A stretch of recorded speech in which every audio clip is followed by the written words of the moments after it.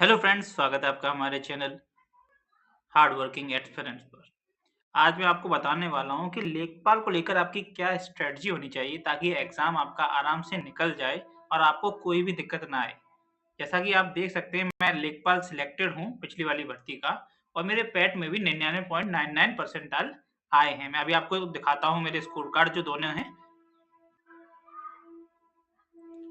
ये मेरा लेखपाल का जॉइनिंग है, मुझे बरेली जिला मिला था दोस्तों।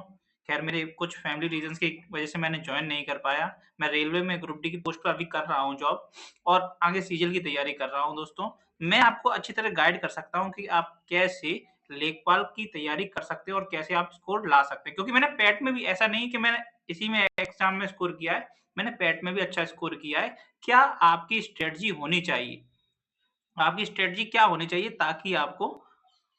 ताकि आपको कोई दिक्कत ना आए लेखपाल एग्जाम क्रैक करने में। देखिए दोस्तों, यहाँ मेरा जो मार्क्स बने हैं, एब्सोल्यूट स्कोर जो था मेरा 85 था। वो मुझे पता था कि मेरा 83 के 84 के अराउंड बन रहा था आंसर के हिसाब से। तो मैं इतना माइंड पे लिया नहीं था क्योंकि कौन सा पैट से हमें जॉब मिल रही थी।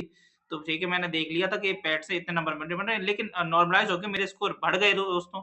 और उसके बाद जो मेरा परसेंटाइल बना, वो काफी अच्छा बना दोस्तों। जो मेरा परसेंटाइल बना है इधर, वो 99.99 बना है। क्या बना है? 99.99, ये 99.99। तो इस हिसाब से मेरी रैंक काफ़ी अच्छी बन रही है। मेरी रैंक करीब वही 180 के आस-पास बन रही है। जो 15 लाख बच्चों के हिसाब से हम निकालेंगे तो इतनी कुछ बनेगी। तो उस हिसाब से मेरी रैंक बहुत अच्छी बन रही है। अगर आपको भी इस हिसाब से तैयारी करनी है, बल्कि मैं इसमें पढ़ के नहीं गया था दोस्तों। मेरी जो सीजीएल की तैयारी चल रही है, मैं उसका ही कर रहा था। अभी मेरा मेंस भी लगा है खैर उसका।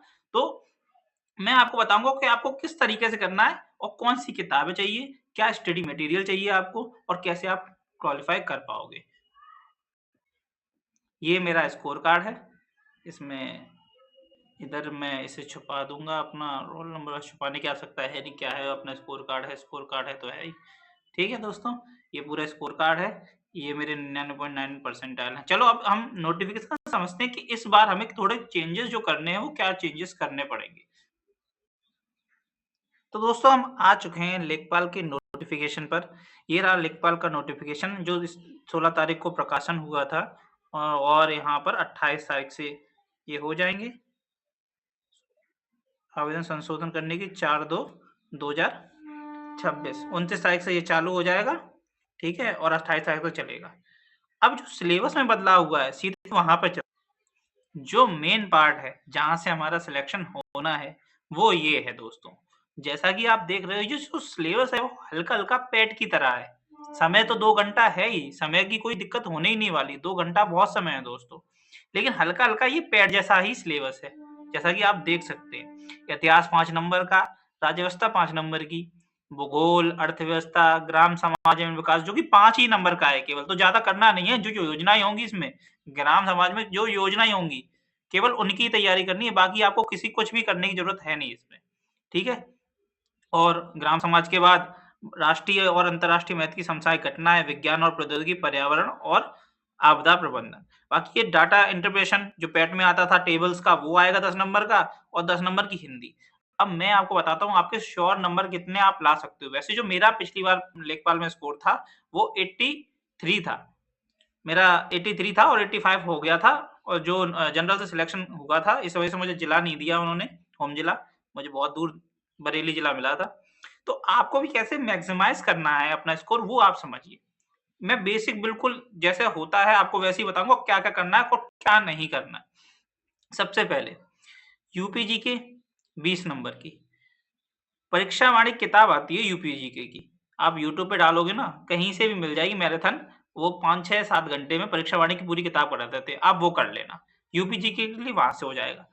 आपको हिंदी के नंबर और जो मैथ डाटा इंटरप्रिटेशन के नंबर, इनके का नंबर कम नहीं करने हैं। 20 में से 20 ही लाना है।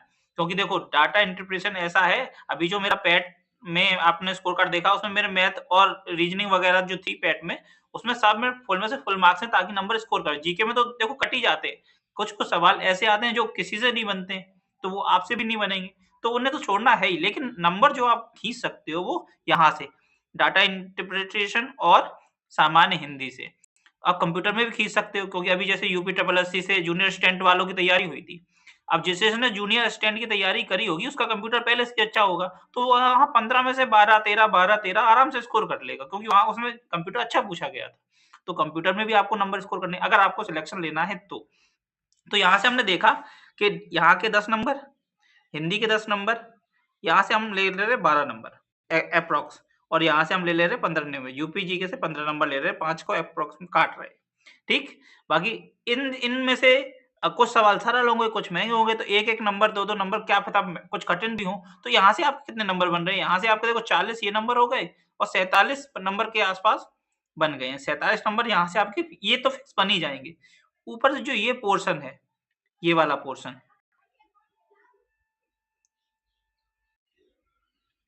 अब ऊपर वाला जो ये सेक्शन है दोस्तों, यहाँ पर आपको कोई गारंटी नहीं दे सकता कि आप इतने नंबर स्कोर कर ही सकते हो, कोई भी। मैं कह रही हूँ, आपको कोई टीचर भी बैठ जाएगा तो वो गारंटी नहीं दे पाएगा कि आप इसमें फुल में से फुल ले लोगे। तो आपको ये करना भी नहीं है कि हम, हाँ, मेरे को 5 में से 5 ही लाने हैं इतिहास में या राज्यव्यवस्था में 5 में से 5 लाने हैं। जो इनकी रिलेटेड बुक्स हैं, जहाँ पूरा डाटा है, आपको वो पढ़नी है, सवाल आएगा तो आपसे बनेगा और सबसे भी बनेगा। ठीक है? जो होशियार होंगे, जो तैयारी करके जाएँगे, उनसे ही बनेगा। और लेकिन अगर सवाल आड़ा-टेढ़ा आया, जैसे एक बार पिछली बार की, जैसे पिछली बार वाली पेट वाली भर्ती में जो गांधी जी का धोती का कलर या धोती कब पहनी थी पहली बार, ऐसा क्वेश्चन आया था, तो वो तो किसी से नहीं बनेगा ना दोस्तों, तो उन सवालों पे जाना ही बेकार है। तो इनसे रिलेटेड जो रिलेटेड बुक्स है ऑथेंटिक वाली, वो पढ़नी है, आपका सिलेक्शन होगा, उसी से हो जाएगा। है ना दोस्तों? तो मैं आपको बताता हूँ किसके लिए क्या करना है। मैंने आपको देखो बता दिया है, हिंदी के लिए आपको आदित्य पब्लिकेशन की किताब करनी है, मैंने ही वही कही थी। एक बार कर लोगे दोस्तों, सारे एग्जाम्स के लिए फायदेमंद है आदित्य पब्लिकेशन की। मैथ आपको मतलब डाटा इंटरप्रिटेशन जो पैट के लिए किया था वही कर लेना, वही सब पूरा बन जाएगा। ग्राफ और ये ग्राफ हो गया, और ये वैसा वाला डायग्राम हो जाएगा, पाई चार्ट हो जाएगा अपना। ठीक है, तो ये सब आप पैट की जो जहाँ से तैयारी करी हो या फिर पैट के जो नोट्स हों तो वहाँ से कर सकते हो, वरना यूट्यूब पे आप किसी की भी सर्च मार लेना, पैट पाई चार्ट। वैसे RW के सर ने बढ़िया कराया था, वहाँ से कर सकते हो आप। तो ये तो वहाँ से हो जाएगा। बाकी इनके लिए घटना चक्र की किताब आती है दोस्तों, इतिहास के लिए पैट की किताब आती है घटना चक्र की, भारतीय का इतिहास और राष्ट्रीय आंदोलन। उसमें काफी देखो 2 किताबें हैं, घटना चक्र और युद्ध, जो काफी अच्छा मटेरियल प्रोवाइड करते हैं। ठीक है, युद्ध की किताब और घटना चक्र की किताब। तो आपको इन दोनों में से चूज करना। वैसे मैंने जब पढ़ा था पिछली बार जो जीके का, वो एक चैनल है, छोटा चैनल है, जीके प्रिंस अकेडमी करके। मैं कोई प्रमोशन नहीं करता हूँ, जो चीजें हैं, छोटा चैनल है तो वो क्या ही लेकिन बहुत अच्छा है। जीके प्रिंस अकेडमी पे उसने दोनों किताबें करवाई थी, यूथ की भी करवाई थी और घटना चक्र की भी करवाई थी। तो मैंने उनकी रिकॉर्डिंग देखी थी, बस 2-2 बार देखना है और आपका काम हो जाएगा। वहां से पूरा डाटा बन गया, तो बाकी आप मॉक लगाओगे तो मॉक से क्वेश्चन हो जाएंगे। उन्होंने प्रैक्टिस सेट भी कराए थे, जीके जो जीके प्रिंस अकेडमी करके, उन्होंने घटना चक्र के प्रैक्टिस सेट की वो भी आई थी किताब, तो वो भी कराई थी, प्रैक्टिस सेट भी कराए थे, प्रैक्टिस सेट, तो वो भी कर लिए थे मैंने, क्योंकि किताबों से पढ़ना ज्यादा बेहतर होता है। तो ऐसे आपका सिलेक्शन कहीं नहीं रुकेगा दोस्तों।